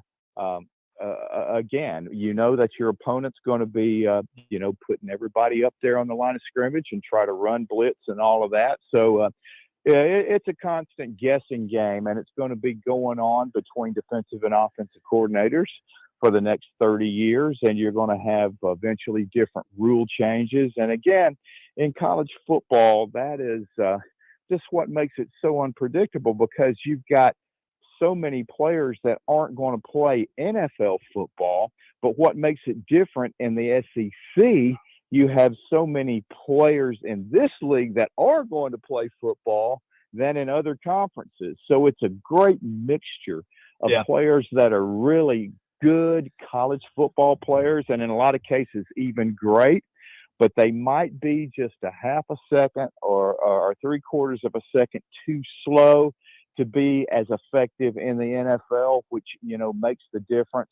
But again, the college game is just so multiple. You have the service academies that run the option. You have teams that do try to run a more of a power game, but those are the schools, the academies that run that option and try to get 3 or 4 yards per play, control the clock, and then try to just make 10 yards at a time, run 6-7 minutes off the clock on each possession. That's how Army almost beat Oklahoma and Norman 4 or 5 years ago. But you got the exact same thing. But you got the one-offs on that, Jimmy. But to do that against that schedule in the SEC West or even the SEC East on a week-by-week basis, those types of gimmicks are not going to be there. But I think you're right. The combination of the run-pass option, which I think was so incredibly performed by Tua and Jalen Hurts and Joe Burrow and Fields at Georgia. You get the best of both worlds with that. And I agree with you, Jimmy. I just don't see the genie going back in the bottle. Well, no. We always think, though, that we've got it figured out. And I that's all I'm saying is I'm not going to say that next year or 5 years from now, but it happens. And right now, what we're seeing in college football are the teams, though, that are physically tough. You wonder why some teams win an SEC championship and others don't. Well, it's you'll have a player that's, he's just a day late and a dollar short getting to the quarterback. It's a quarter of a second, a tenth of a second. But the teams that win the championships have got those guys that are there on time or ahead of time, like a Will Anderson, Dallas Turner, at Alabama. And you look at Derek Hall at Auburn. That guy is a stud. Eku Lakota at Auburn, the transfer from Northwestern last year, had 6 or 7 sacks. If you've got edge rushers, you can alter how your opponents run their offense. And then if you've got that big surge up the middle, again, we talk about this a lot on the show. Look at the statistics on defensive linemen 20 and 25 years ago. A 4-year starter or a 4-year player might have 250, 300 plus tackles. Now, I don't think you're going to see anybody anytime soon have numbers like Tracy Rocker, a 4-year starter, 354 tackles, 45 tackles for loss, 21 he was sacks. A beast. Yeah, and incredible. And you think about that I wonder 120 to 150 tackles in a career for a defensive lineman is really impressive now in today's world. But you're just trying to tie up, and a lot of defenses and that stopgap defense, the defensive lineman, he's just trying to tie up those offensive linemen so the linebackers can plug those holes. Free them up. Yeah, but now you've got those guys it's the speed. And we talked about defensive backs, Frank. You made a good point, or Jimmy earlier.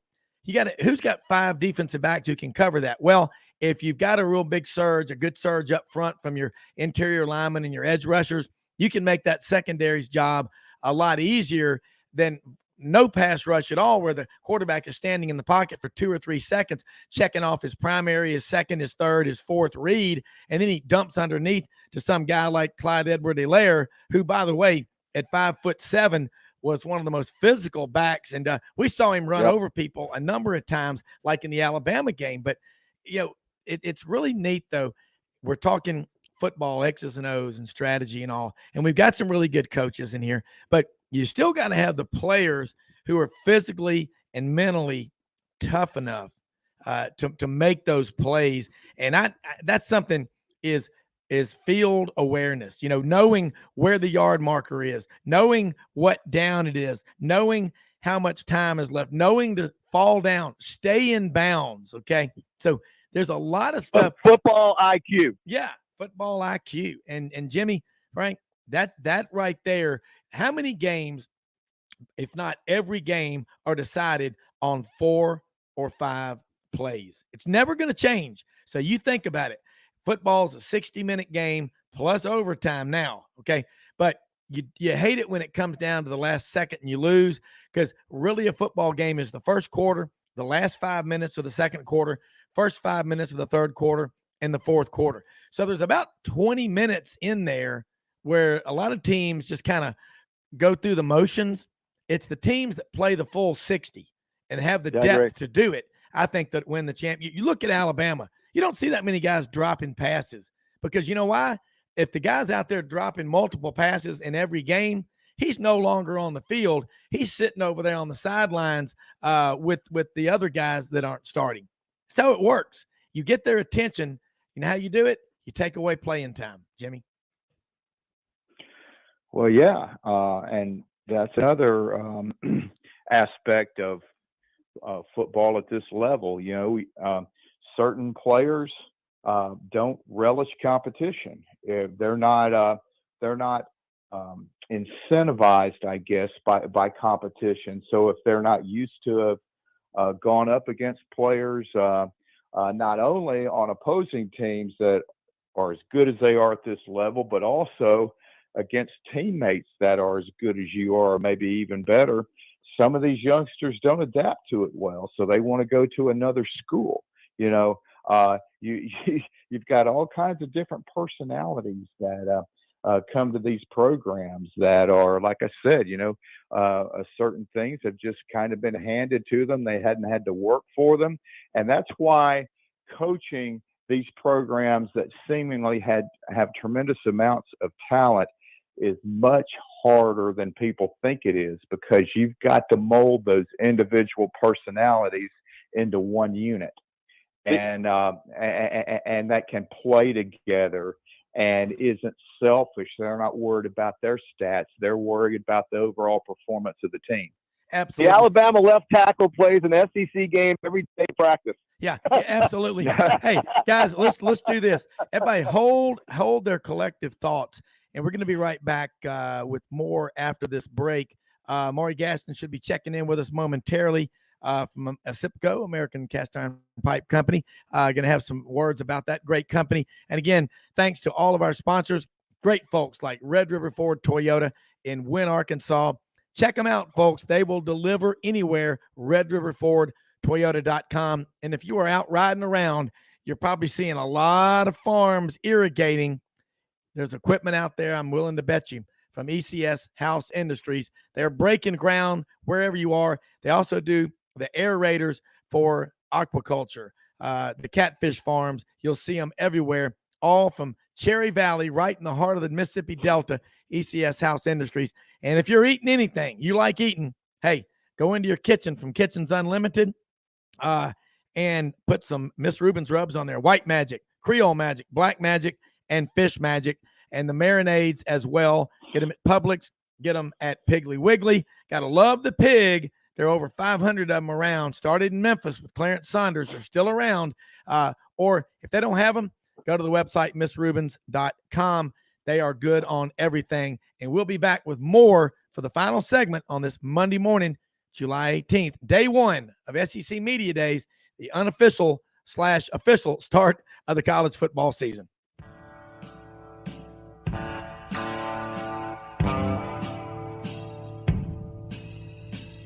Kitchens and bathrooms make a home, and the design teams at Kitchens Unlimited know how to make kitchens and baths.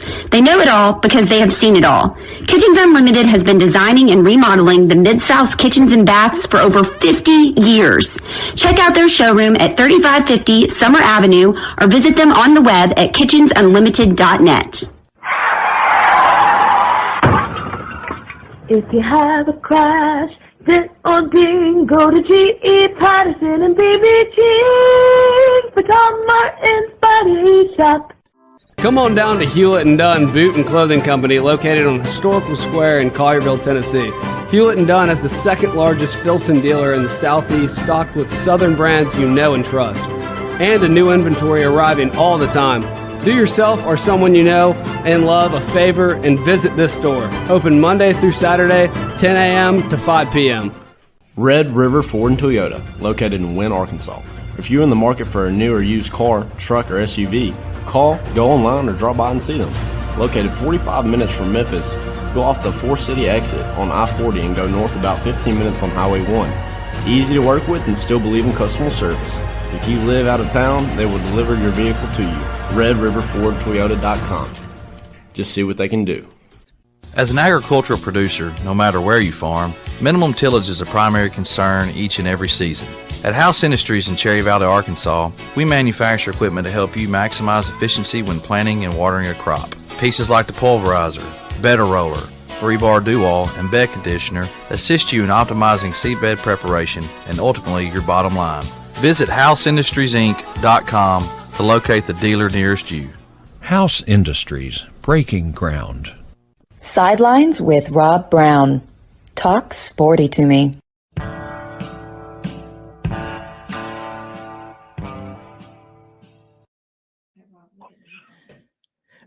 Okay, Rob Brown back here with you on this Monday morning, final segment here. And we are joined on this Monday morning by one of our sponsors for SEC Media Days, Maury Gaston. Maury, we're glad to have American Ductile Iron Pipe and Spiral Weld Pipe as a sponsor. Tell us about the company, what y'all are all about. Rob, we've been making iron pipe in Birmingham since 1905. And more recently, we have built 3 spiral weld pipe facilities, one in South Carolina, one in Michigan, and one in Texas. Our iron pipe is from 4-inch diameter through 64-inch diameter. That's 5 feet 4 inches in diameter for iron pipe. And our spiral welded steel pipe goes up to 12-foot diameter. And that's not misspoken. It's 144 inches. You can actually drive a small car through it. They're underground rivers to move massive amounts of water from where we have it to where we need it. And hopefully we'll do more of that in the decades to come because we've got some real water imbalances across the country. But yes, that's our product line. We also have fire hydrants and gate valves up to 66-inch diameter. So it's a very diversified company. Why has iron pipe? Why has iron pipe been so serviceable over the years? And it's in more than 600 cities y'all are in. Yeah, no, we've got 600 cities that have iron pipe in continuous service more than 100 years. Iron pipes in probably 60,000 cities.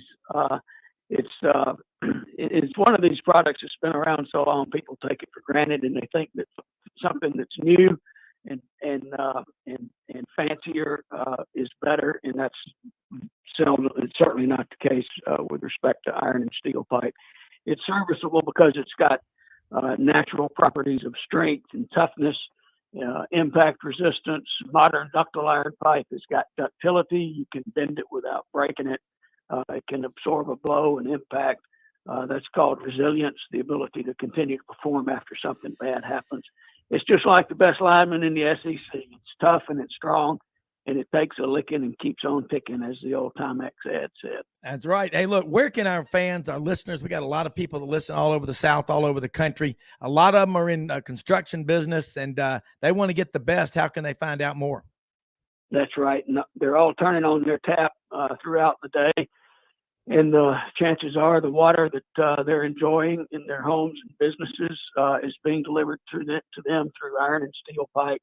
And you can learn all about our products on American-USA.com. That's American-USA.com. And I'd especially recommend the news page for interesting case studies that they may very well find a story about our product in their city, whether they're in the Big Ten footprint, the Pac-12 or Pac whatever footprint, Atlantic Coast, SEC, Big 12, no matter where you are, you're going to find a news story about our iron and steel pipe products. Yeah, and again, if you're drinking water, y'all had something to do with it. We're proud to be associated with you and honored to have you as a sponsor during SEC Media Days week, and look forward to talking again with you tomorrow, Maury. You bet. All hey right. to Jimmy. All right. Hey to everybody. Hello. And this has been great. I tell you one thing, man, can you imagine not having a Sipco iron, the steel pipe, putting that water to you? Because that's the one thing you better have is water, or you ain't got nothing. I know one thing, it's helped us win every war since the Civil War, iron and steel. I can tell you that much. That's right. And you go through Birmingham. Without those forges going. Yeah. You go through Birmingham, you can see the power of steel and steel pipe, and the people over there at a Sipco are fantastic. You'll see it on I-65 every time you go right through Birmingham. And Maury, that's cool stuff. I didn't know about it, but again, tough as the lineman in the SEC, absolutely right. So looking forward to more. We're going to learn more tomorrow. Thanks, Rob. All right, you bet. Franz Beard on with us right now. It is opening day of SEC Media Days, and we've had a lot of fun, man. Frank Duffy, Jimmy Hodge, and I, we had Ben Troup on in the first segment, getting inside the insight of a lineman, a guy that played for the Gators, for Steve Spurrier, for the Zucker, played for the Tennessee Titans in the NFL, and just walked away after 5 years on his terms. And he's doing so many great things. And Francie said, what the coaches will say to you is, hey, go up there, know what you're talking about. Just protect us. Don't give anything away, any bulletin board material. You've been to more than one media days in your career, and we're going to be going upstairs from down here in the lobby here after this show for Commissioner Greg Sankey's keynote address. But Franz, what are some questions that are on your mind with today? Brian Kelly, first-year LSU coach, Lane Kiffin in his third year at Ole Miss, and Eli Drinkwitz in his third year at Missouri. Show me. Well, the first thing is, anytime Lane Kiffin is on the agenda, it's going to be fun. Mark that down. Lane is going to be fun. Lane is, a lot of people think he's like the second coming of Steve Spurrier in that he shoots from the hip. I don't know if you were watching yesterday, but they were showing the Saturdays in the South series on ESPN. It was on the SEC network, and they had this little segment in Jerry Spurrier saying she used to walk behind Steve and tell people, he really didn't mean that. He really didn't mean that when he said something. And she said, then one day it dawned on me, he really does mean it. Yeah. I love it. Well, you know what? Who's the closest coach that we have that's going to say things like a Steve Spurrier that'll be in Atlanta this week? Anybody want to take a guess at that one? Anyone? Bueller? Anyone? Lane Kiffin. Yeah.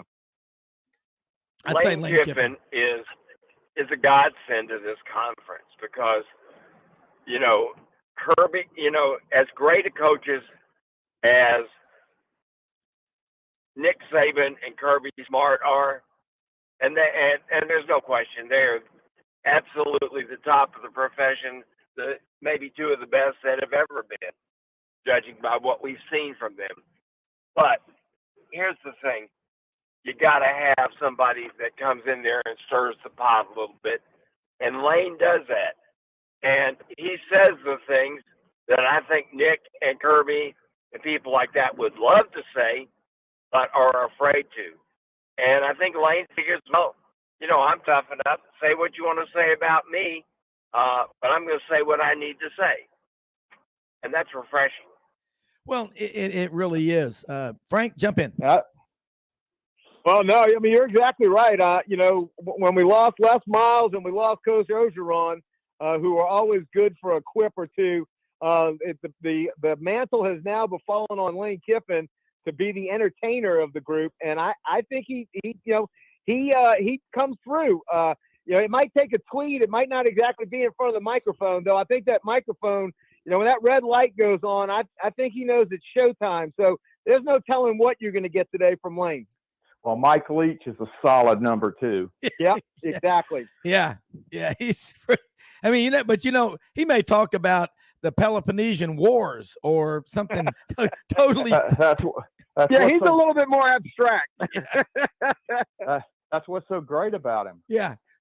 He may talk about, I feel like that pressure to win here at Mississippi State in the SEC is a lot like the sword of Damocles hanging over my head.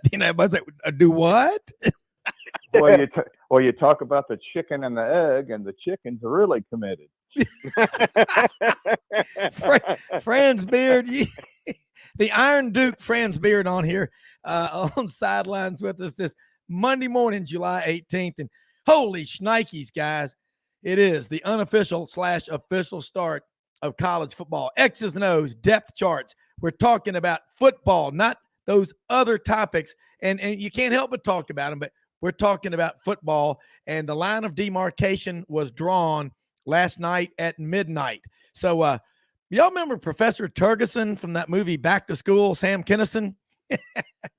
Y'all remember him, Professor Turgeson? The history professor. Yeah, Sam absolutely. Kinison. He goes, in Vietnam. Okay, we're going to take a little easy thing here. Anyone want to talk about something? Most event that happened in the last 20 years of the Vietnam conflict. Does anyone care to talk about why we in 1975 pulled American troops out of Saigon? Oh, go ahead. And that's what people would like you to think. Well, she goes. That girl goes. Well, after the policy of Vietnamization installed by the Nixon administration had failed to win the hearts and minds of the Vietnamese people, the American forces were forced to withdraw and leave Saigon to fall into the hands of the North Vietnamese. That's the popular version. I know a lot of people want to believe that, but I was there. I was up to my eyeballs. You listen to the Beatles albums. Okay. But that was a great scene. Yeah. Professor Turgeson, friends, listen, what would he ask? What questions would Professor Turgeson ask at SEC Media Days? I'm just trying to think who in the media could be Professor. I'll be Professor Turgeson. I'll try to do it today. But friends, what are some questions that you want to have answers to of these three coaches just today? Well, my question would be for Greg Sankey, and that is, what is it going to take for you to hold the line at 16 teams and basically put your foot down and tell everybody else that we're content with 16 teams, we'll outdraw you, we will outrate you on the TV networks. We have a geographical footprint that is perfect. We have real rivalries that you don't have and are not going to have. So what does it take to keep the SEC at 16 teams, and what does it take to expand the SEC beyond 16 teams? And I think that's the prevailing question. Yeah. I don't think there's a more important question that's going to be asked this week than that, because Matt Hayes wrote it last week, and I agree with it. If Greg Sankey comes out and says, we are 16 teams in this league, we love our 16 teams, we are not required to expand, we're not going to expand. Now, you'll say that with an asterisk beside it, because if Notre Dame decided to join the SEC, that changes everything. Just like it changes everything for the ACC, the Big Ten, and anybody else that Notre Dame decides to join. But that's going to be the key thing. And will he commit to holding the line, drawing that line in the dirt, as you might say, Rob, and saying, this is it. We're not going any further. We've got our 16. We love our 16. We don't need 18 or 20. All right. Now, you think about this, friends. Again, Notre Dame is the wild card out there. Nobody knows what they're going to do. And Notre Dame knows that. And Notre Dame also knows, because they've always done whatever the hell they wanted to do. They like being an independent. You know, they're the Elvis. You know, Elvis, people made fun of the clothes he wore and his hairstyle when he first came on the scene. And, you know, they still do. But I think one day, as a friend of mine said one time, it's going to be a religion, Presbyterianism. Okay. I think that the question, that's a great question, but what makes a conference, guys, you can debate this forever. Could you imagine Socrates, Plato, and Aristotle debating out in public in the squares in the Roman, in the Greek Senate, whatever, about the SEC? What makes a conference is geographical footprint and contiguous footprint of all the states touching one another, and the fan bases being able to travel to each other's schools in mass. I mean, because we know each other, we work with each other, and friends, I agree with what you said. You can't make up. How are you going to have a rivalry with Southern Cal and Minnesota? A bunch of Norwegian bachelor farmers up there named Gustafson, going out there to Hollywood, or the people from Hollywood going up to Minneapolis, to the Twin Cities to play that's going to be a weird one. When you fake it, it's obvious. That's not a rivalry. But can you imagine? Here I am. I'm in history class at the University of Southern California, and I raise my hand, and Professor Ding Dong says yes, and I say, I need to be excused for the next 7 days. Why? Because I've got to follow the football team to Rutgers.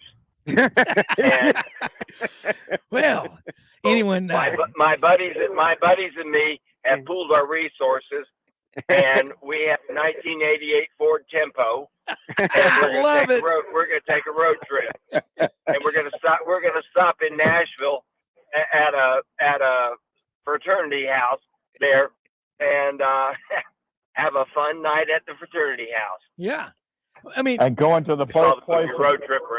And going to the birthplace of college football has always been on our bucket list. That's right. November 6th, 1869, Rutgers 6, Princeton 4 in 11 innings. God, guys, that's what is going on. The SEC. I mean, Mike Gundy made some comments last week. Hey, college football, the regionalism and all the pride we take, that's gone. No, don't say forever. Forever's a long time, guys. And I like the hell out of Mike Gundy, man. I mean, the mullet lives almost 20 years at Oklahoma State. His clone won the British Open, by the way. Yeah, that's right. Cameron Smith. Man, they look a little bit alike. I don't know. God, that's great point. But I just want to see the Southeastern Conference never break from its contiguous footprint, because if Notre Dame did come in, remember Kentucky borders Indiana, and that's and it's on all the way up north near the lake up there in South Bend, Jimmy. But as Tony Barnhart said on the show last week, you talk to a 17, 18-year-old kid down here in the South being recruited about Notre Dame. He doesn't know about all that history. Yeah, he doesn't know about Leahy or Rockne. You're exactly and the right. Four Horsemen. He goes, it's cold up there, isn't it? I mean, and they gather around big old steel, garbage cans and build fires and drink Croix beer. But I'm going to tell you something. They've got some of the classiest fans I've ever been around in my life. They know their stuff, and they're some of the smartest people, and they got as much money, if not more money, than Texas or any school in this country. So you bring Notre Dame in, you're bringing a lot to the table. You ain't bringing sand to the beach. You're bringing the water too. Rob, I think Sankey gets to that podium, and his job is to show how much the SEC is comfortable in their own skin, and that we dictate, meaning the SEC dictates whether we expand or contract. No one and their activities outside of our conference dictate that. I think that's the message that is expressed from the podium today from Greg Sankey. Yeah, and he's going to say we're not addressing theoreticals.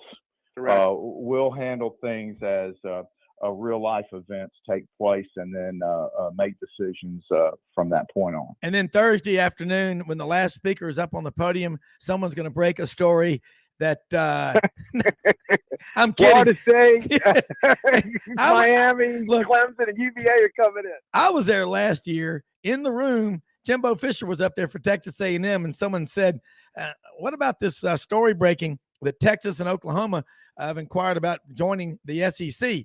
And Jimbo was like, I don't really care. I'm thinking about Texas A&M. It was just, he was doing his best Ralph Cramden. So wing better. It was a crazy time. Franz Beard, let's put you on the chopping block again. You're going to be in there asking the questions, wearing a trench coat with a reporter's hat and a pencil stuck in the little band around the side with a notepad. And you're asking questions right now. What are you going to ask Eli Drinkowitz? Missouri, we had Andy Humphrey from KTGR up in Columbia on the show last week. Really good. I love having him on. Really knows Missouri. Is Missouri kind of having an identity crisis? 2 of the first 3 years in the league, they went to Atlanta to play for the SEC championship, but they're struggling now. But Drinkowitz had a top 12, top 15 recruiting class. Do they long for the days of the Big 12 Do they wish they would have gone to the Big Ten? Does Nebraska wish they were still in the Big 12 so they could recruit Texas more effectively? They just seem like they're sort of lost out there in purgatory. Well, there's a bunch of schools that are like that. I mean, take a look at Florida State. 1992, Florida State is offered a chance to come into the SEC. They say no. Miami was offered a chance to come into the SEC. They said, no, we're happy in the Big East. And, of course, the Big East imploded, as we all knew it would.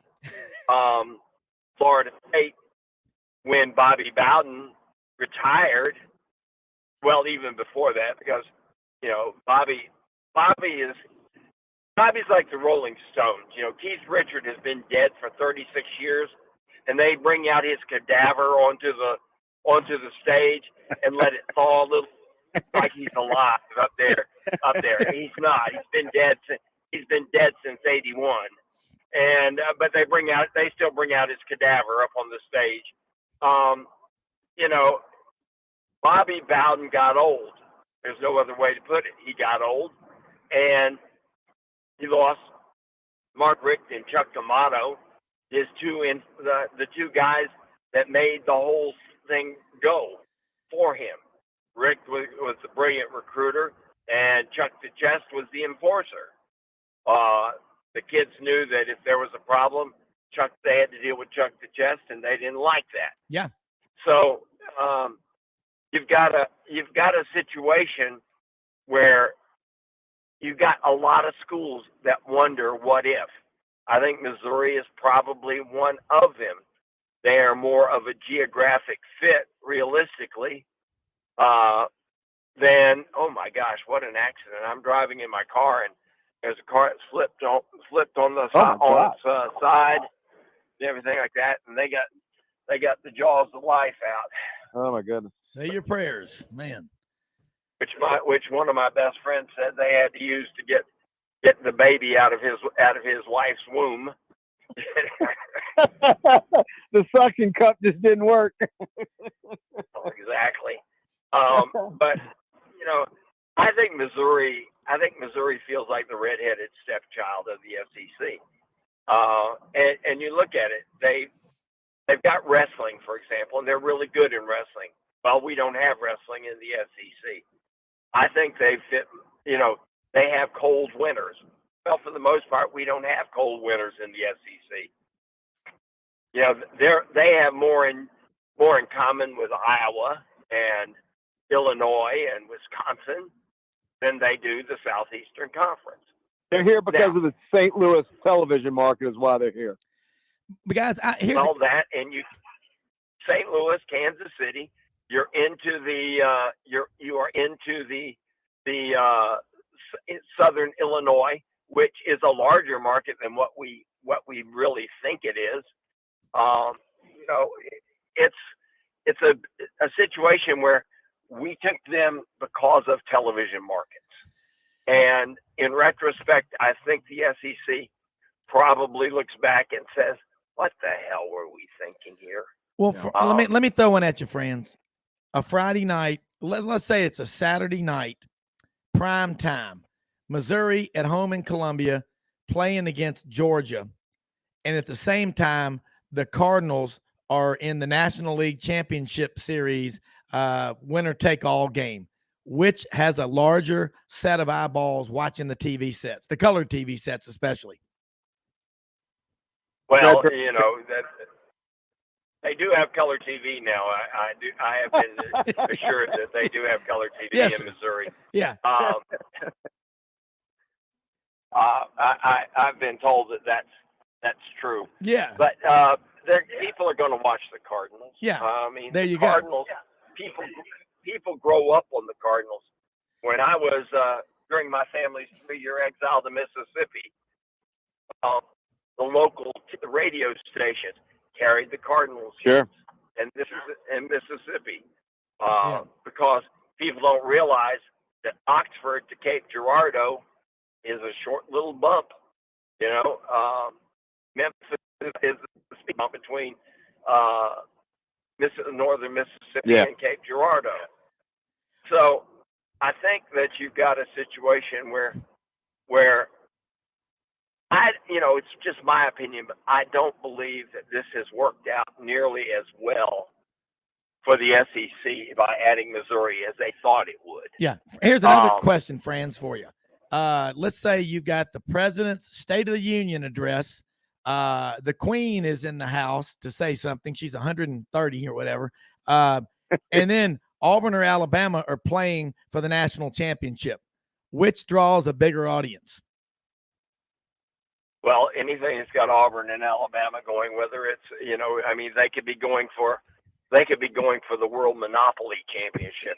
It's all being played with funny money. Yeah. And it in the state of Alabama, Ruthie, what we got to watch tonight? Well, we got Auburn and Alabama, the Iron Bowl of Monopoly. Okay, that's what we're watching. You damn right we are. As an LSU fan, I hate to say it, Nick Saban's more royal than the damn Queen. Absolutely. And we Americans bow to no one, but they will sometimes take a knee to Nick Saban when he's speaking. But friends, and Jimmy, that's the point. I like Missouri. I go up there a lot. Man, the Boot Heel, those folks down there, there's a lot of cotton grown down there, a lot of rice, man, a ton of rice. That's why I think they're short stopping a lot of our ducks, but that's another story. But man, those people there, boy, that was a fighter jet from Warner Robins Air Force Base. Wow, that was power. I don't know if y'all heard that. Shook the windows, man. Shake, rattle, and roll. But that's the point, guys. So I wouldn't be surprised, if going forward, again, Missouri, though, we start having the SEC sort of regionalize it so big because, Missouri and Oklahoma, Texas A&M, and they're trying to make that rivalry with Arkansas. I think that's why I think Missouri, though, does have some hope because you've got some schools that they have already got rivalries with coming into the league. I'm anxious to hear what Eli Drinkowitz has to say about that. Guys, man, unfortunately, Carol Burnett, I'm so glad we had this time together. And I could scream in a bucket and sound better than that. Like Carol, I'm telling you, that's a very good impersonation. Yeah, but anyway, great show today. Thank Franz Beard, the Iron Duke. Thank you. Everybody hang on for a minute for the show. After the show, we can talk some strategy before I go upstairs to the press conference with Greg Sankey. But great show today. And remember this, folks, Franz Beard, GatorbaitMedia.com. He's on the Buddy Martin Show every Monday through Thursday, 9 p.m. Eastern.